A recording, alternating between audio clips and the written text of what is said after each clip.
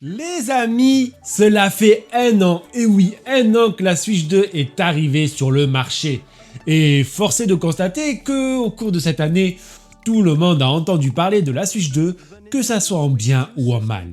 Entre promesses techniques, polémiques sur les prix, records de vente et attentes parfois démesurées de la part des joueurs, la nouvelle console de Nintendo n'a laissé personne indifférent. Mais au-delà du bruit médiatique, une question demeure. Que vaut réellement la Switch 2 après un an? Aujourd'hui, il est temps pour moi de dresser un bilan à la fois objectif et subjectif de cette première année. Les réussites, les déceptions, les jeux, la technique, les promesses tenues et celles qui attendent encore d'être concrétisées. Alors, Nintendo a-t-il réussi son pari? Installe-toi confortablement et voyons ensemble ce qu'il faut vraiment penser de la Switch 2 après un an.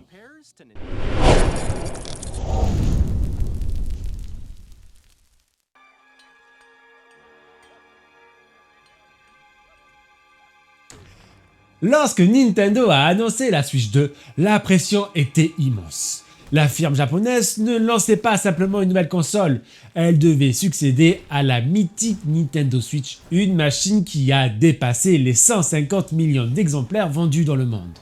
Et malgré les critiques concernant son prix, le coût des jeux ou encore certaines décisions de Nintendo, les joueurs ont répondu présent dès le premier jour. Rendez-vous compte, la Nintendo Switch 2 a réalisé le meilleur lancement de l'histoire de Nintendo, avec pas moins de 3,5 millions de consoles vendues en seulement 4 jours. Aucun autre hardware Nintendo n'avait atteint un tel niveau aussi rapidement. L'engouement ne s'est pas arrêté là pour autant. En seulement 4 mois, la console avait déjà franchi la barre des 10 millions d'unités vendues, soit un rythme supérieur à celui de la première Switch. Puis les records ont continué à tomber. À la fin de l'année 2025, soit environ 7 mois après son lancement, Nintendo annonçait déjà 17,37 millions de Switch 2 vendus dans le monde. Et ça ne s'arrête pas là. Au 31 mars 2026, la console approchait même les 20 millions d'exemplaires écoulés, atteignant précisément 19,86 millions de ventes. Un démarrage que Nintendo lui-même a qualifié d'inédit dans son histoire. Mais derrière ces chiffres impressionnants, se cachait surtout une attente gigantesque de la part des joueurs. Pendant des années, la communauté réclamait une Switch plus puissante, une machine capable de faire tourner les gros jeux tiers dans de meilleures conditions, de proposer une image plus nette en mode portable, des temps de chargement réduits et des performances enfin à la hauteur des standards actuels. Les attentes étaient donc énormes. Une véritable évolution technique, un catalogue d'exclusivités fort dès la première année, un meilleur support des éditeurs tiers, une console capable de préparer l'avenir de Nintendo pour la prochaine décennie. Mais alors la vraie question n'était donc pas de savoir si la Switch 2 allait se vendre, c'était plutôt Nintendo allait-il réussir à transformer cet incroyable départ commercial en une première année mémorable pour les joueurs. C'est justement ce que nous allons voir avec mon expérience après un an sur la machine.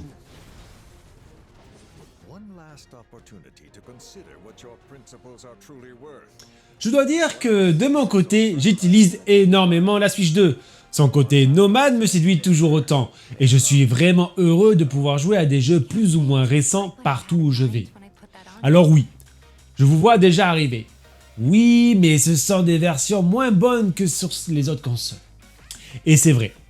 Pourtant, quel plaisir j'ai eu à découvrir et à redécouvrir certains jeux en mode portable, que ce soit Assassin's Creed Shadows, Final Fantasy VII Remake, Tale of Arise ou encore Cyberpunk 2077.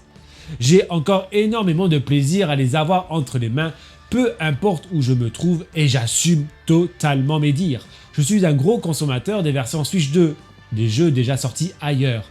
Mais n'est-ce pas justement là la magie de la console? Pouvoir jouer où l'on veut, quand on veut, sans être obligé de rester devant un grand écran ou installé dans son canapé pendant des heures. Bien sûr, tout n'est pas parfait sur la Switch 2. Le premier point noir pour moi reste la batterie. Dès qu'un jeu exploite fortement la puissance de la machine et les technologies d'upscaling comme le DLSS, l'autonomie fend à vue d'œil. On gagne en qualité visuelle mais on perd rapidement en temps de jeu. Le deuxième point qui m'a davantage surpris concerne les jeux first party de Nintendo. Quand je lis sur internet que Nintendo ne sort pas de jeux, je trouve cette critique injuste. Durant cette première année, nous avons eu Mario Kart World, Donkey Kong Bonanza, Kirby Air Riders, Pokémon Zelda, Pokémon Pokopia, Metroid Prime 4, Yoshi and the Mysterious Book, sans oublier Star Force ce mois-ci et Splatoon le mois prochain. Non, Nintendo a bel et bien alimenté sa console en nouveaux jeux. Mais le problème, selon moi, n'est pas la quantité, c'est la qualité globale de ses productions. J'ai souvent eu l'impression que Nintendo avait perdu une partie de la magie qui laissait autrefois sa force. Des directions artistiques parfois moins inspirées, des gameplays amusants mais répétitifs sur la durée, un manque de prise de risque dans le level design et surtout cette sensation que la puissance supplémentaire de la machine n'est pas encore pleinement exploitée. Pendant toute cette première année, je n'ai jamais ressenti ce fameux effet waouh, le wow effect, que j'avais connu avec certaines productions. Nintendo par le passé, à chaque annonce ou presque, ma réaction était souvent la même. C'est sympa. Mais est-ce que je m'en souviendrai dans 5 ans par exemple? Et c'est probablement la question qui résume le mieux mon ressenti pour cette première année. J'ai parfois eu l'impression que Nintendo n'avait pas totalement anticipé ce que devait être la première année de la Switch 2. Comme si la console était prête avant que les équipes de développement n'aient réellement eu le temps d'exploiter son potentiel. Heureusement, pour la Nintendo Switch, les éditeurs tiers sont venus combler le vide. Leur soutien est aujourd'hui plus important que jamais et permet à la console de proposer un catalogue extrêmement varié. Certes, cela implique parfois quelques concessions techniques, mais pouvoir jouer à des grosses productions modernes sur une console portable reste quelque chose d'assez impressionnant de nos jours. Finalement, c'est peut-être là que se trouve mon principal constat après un an. Je n'ai pas joué à la Switch 2 principalement pour les jeux Nintendo. J'y ai surtout joué pour les portages des éditeurs tiers. Et c'est probablement la première fois qu'une console Nintendo me donne ce sentiment. Maintenant, Nintendo va devoir sortir ses plus grosses cartes. Et oui les amis, bien sûr, l'annonce du remake de Zelda Ocarina of Time a de quoi réjouir les joueurs. Et moi-même, je me fais partie, parce que j'adore ce jeu. Et je suis impatient de remettre les pieds à Hyrule. Mais soyons honnêtes, un seul jeu, aussi mythique soit-il, ne suffira pas à assurer l'avenir de la Switch 2 sur le long terme. La console a besoin de véritables locomotives. Elle a besoin d'un nouveau grand Zelda, capable de marquer toute une génération. Elle a besoin d'un nouveau grand Mario 3D ambitieux. Elle a besoin de ces jeux qui font acheter une console à eux seuls et qui rappellent pourquoi Nintendo est capable de produire certaines des meilleures expériences vidéoludiques de l'industrie. Et le plus frustrant, c'est que l'on sait que ces jeux sont en développement. Pourtant, la communication de Nintendo reste particulièrement difficile à suivre, entre les annonces espacées, les présentations parfois timides et le manque de visibilité sur les projets à long terme. Comprendre la stratégie marketing de la Switch 2 reste aujourd'hui assez compliqué. Heureusement, encore une fois, les éditeurs tiers sont au rendez-vous pour la fin de l'année 2026 et pour 2027. Leur soutien permet à la console de conserver une dynamique positive et d'offrir régulièrement de nouvelles expériences aux joueurs. Mais Nintendo ne pourra pas éternellement compter sur ses partenaires pour porter sa machine. Avec près de 20 millions de consoles vendues en moins d'un an, les attentes sont désormais immenses. Les joueurs veulent des exclusivités majeures, des jeux capables de justifier leur investissement et de leur donner envie de rester dans l'écosystème Nintendo.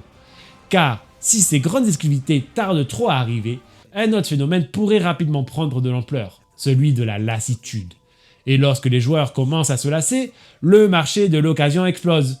Les consoles se revendent, les jeux s'échangent et l'enthousiasme des débuts laisse progressivement place à l'attente, puis parfois à l'indifférence. La deuxième année de la Switch 2 sera donc probablement la plus importante de son histoire. La première année a permis à Nintendo de vendre des consoles, mais la deuxième devra convaincre les joueurs qu'ils ont eu raison de les acheter. Voilà mon avis sur la Switch 2 pour sa première année. Si tu as aimé la vidéo, comme d'habitude, like, abonne-toi, partage. On se retrouve très bientôt pour une nouvelle vidéo. En attendant, prends soin de toi et comme d'habitude, bon jeu à tous.